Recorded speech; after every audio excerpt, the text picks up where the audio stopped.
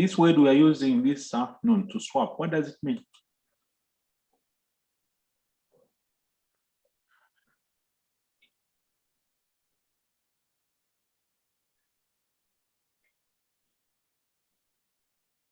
To exchange. Excellent, that's what it is. So to exchange, yeah. So now let's set a stage for a swap. Let's set a stage for a swap. All right. So we've got two parties here. Okay. We've got Juliet, who is based in South Africa. And we've got Gilbert, who is based in Zambia.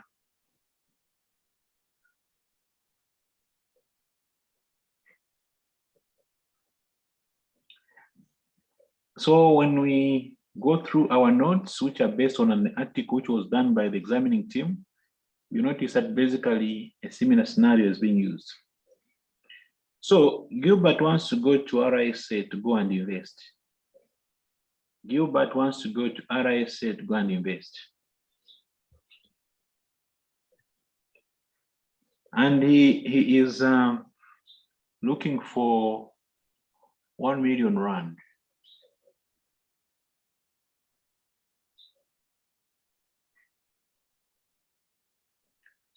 Juliet wants to come and invest in Zambia also.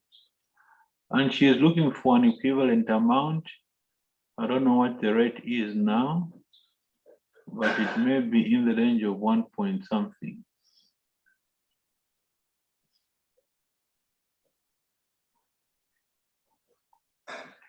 Let's discuss options.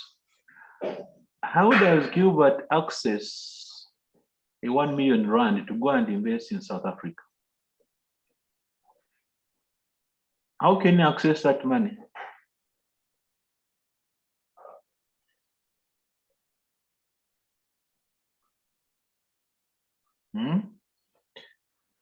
By bank the rands. Okay, where are you going to 1 million rand?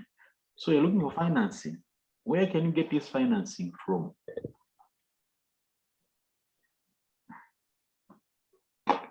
Where can Gilbert get this financing from?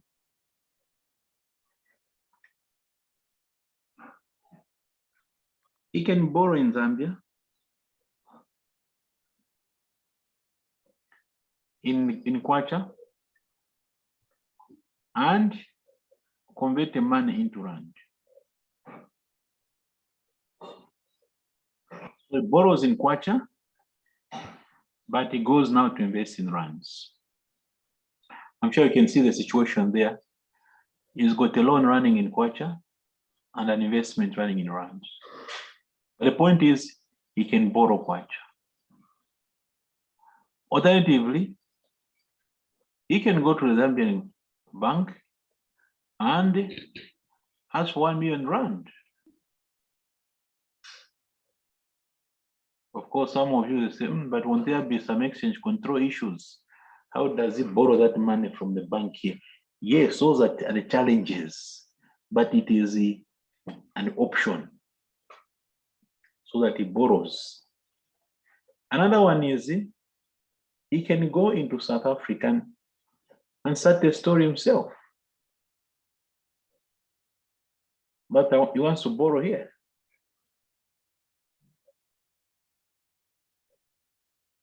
What do you think will be the challenges?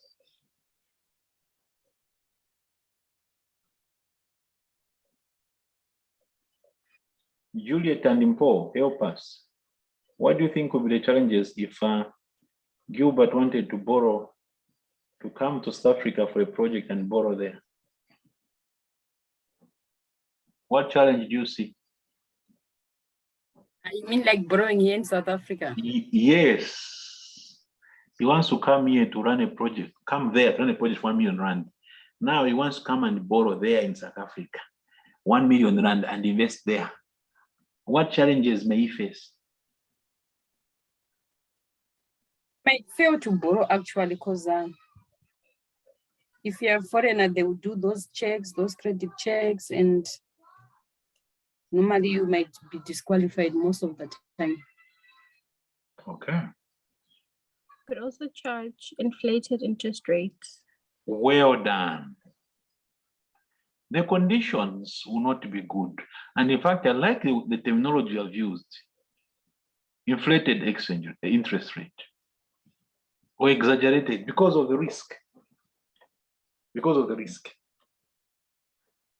Let's change the story now. Juliet wanting to come to Zambia to run a project, and this project is costing 1.2 million kwacha. She will face the same challenges. The same challenges we have discussed is what she will face too. So then, what do we suggest? This is a perfect scenario for a swap, where Juliet borrows 1 million rand. Gilbert borrows 1.2 million kwacha, and they swap these amounts. They swap these amounts. So Gilbert gives 1.2 as it were, Juliet, and the other way around. So Gilbert has run his project. He was given 1 million rand, and he has done very well. And now the project has ended. So all in all, he has now 1.6 million rand. So what is he going to do? From this 1.6 million, he's going to take 1 million and give it back or swap it back. The exchange rate is the same. Normally it's the same. So that 1 million kwacha gets and gives it back. Equally, the colleague here, after let's say she has made a profit of 2 million now, everything is 2 million. So from here, she will take 1.2 and give it to Gilbert. Now, what will Gilbert do with there's 0.6 million or 600,000 rand that he has? This one now is going to be a subject of another derivative. In other words, the capital portion was covered by a swap. The 1 million was covered by a swap. So at the beginning and at the end, that amount is intact. Even here it's the same. Even here it's the same. The 1.2 is intact. The 1.2 is intact. It's not exposed. The only man that will be exposed will be the difference, the 0.8. The 0.8 will now be exposed, and you must think about how to hedge. So this 0.6 now can be hedged using any instrument, but probably the best that you may think about is what? Is what? An option, which is more flexible. So this is a scenario or the background against which currency swaps are used.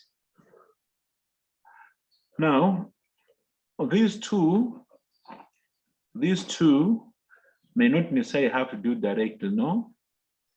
A bank, one of the local banks may identify this scenario, and it can arrange this swap. It can arrange this swap. So the local bank, one of the local banks can arrange this swap, and so you can swap via the bank and not directly. The notes we're going to go through are a summary of an article that was written by a member of the examining team to help us appreciate the concept. So now, let us run through these notes. With that little example there, let's move and try to understand the swap. So a currency swap is an agreement. A currency swap is an agreement in which two parties exchange principal amounts of a loan and the interest in one currency for the principal and interest in another. So that we have seen that our colleague in RSA there has exchanged an amount with somebody that is in Zambia. Okay. At the inception of the swap, the equivalent principal amounts are exchanged at the spot rate. During the length of the swap, each part pays the interest on the swapped principal loan amount. What does that mean? What it means that Juliet is the one who will be servicing the Zambian loan, the Kwacha loan. After all, she's the one who is running a project in Zambian Kwacha.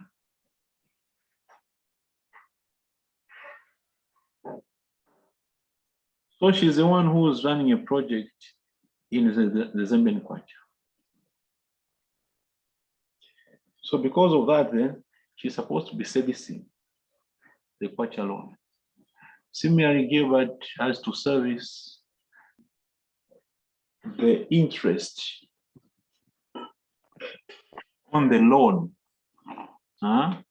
that was given to him. And because he's generating his currency in rand, he's generating rands, is the one who's going to service that loan in rands. Okay, that's what we mean there. At the end of the swap, the principal amounts, remember that 1 million, 1.2 are swapped back at either the prevailing spot rate or at a pre-agreed rate, such as the rate of the principal of the original exchange of principals. So meaning that anomaly is at the same rate. That is why you say that whoever received 1 million is going to pay back 1 million. Using the original rate would remove transaction risk on the swap. And that is really the point of discussion. So you can hedge the exchange rate risk on principal amounts by doing what? By swapping. By swapping. Using the same rate at the beginning and at the end, or the amounts remaining equal.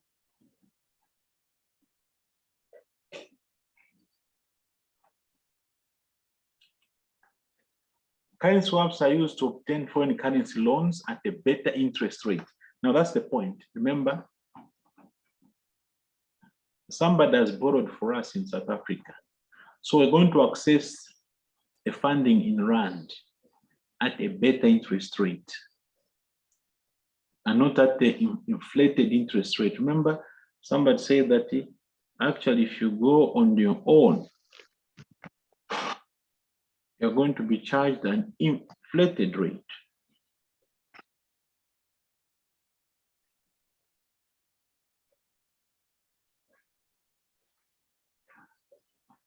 And could obtain, the company could obtain by borrowing directly in a foreign market or as a method of hedging transaction risk on foreign currency loans, which it has already taken out. So we are able to access funding, not only access funding, but this funding is accessed at a better rate. So it's accessed at a better rate.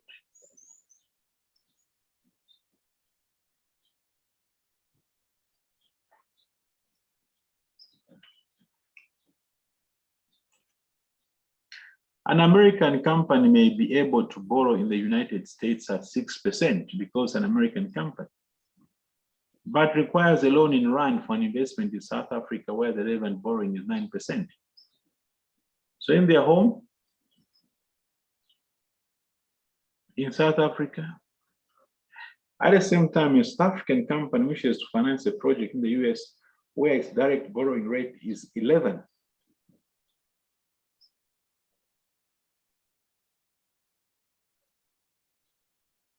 Compared to a borrowing rate of 8%.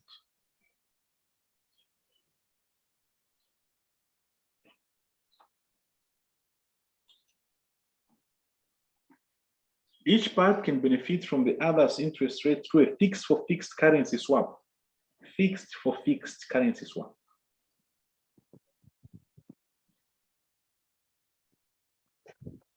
In this case, the American company can borrow at 6%, and then it can lend the funds to South African company at 6%. The South African company can borrow South African rand at 8%, and then lend the money to the US company for the same amount. So basically, that's what would happen. Like the example I had given, eh?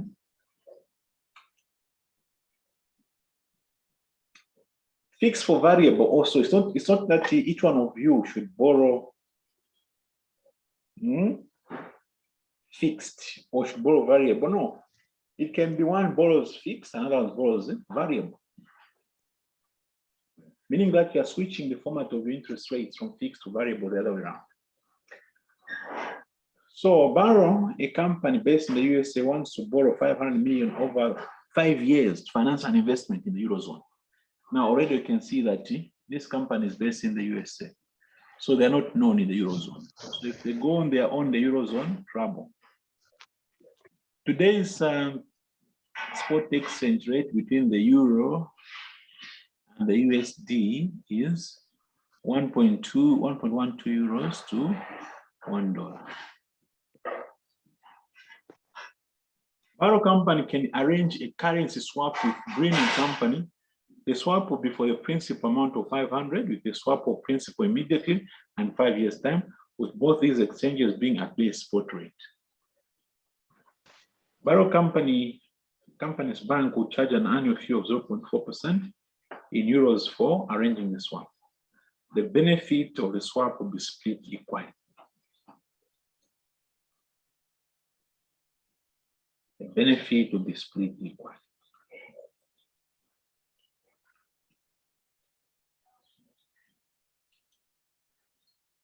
So then, let us do an analysis and give advice.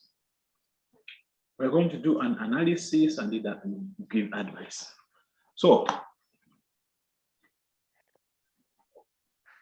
relevant interest rates. If Barrow borrows in USA, 3.6. If Greening, who's not known, borrows in the USA, 4.5. This is a fixed rate. The variable rate is Euribor plus 1.5 in the Eurozone, and Greening Euribor plus 0.8. So you can see that they're getting a rate, a better rate.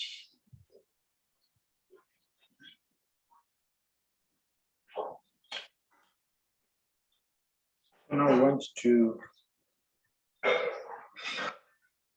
show what happens, what will be the outcomes.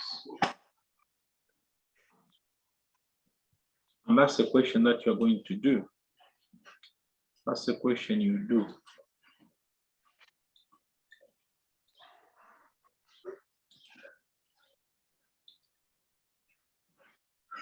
Let us now analyze the situation.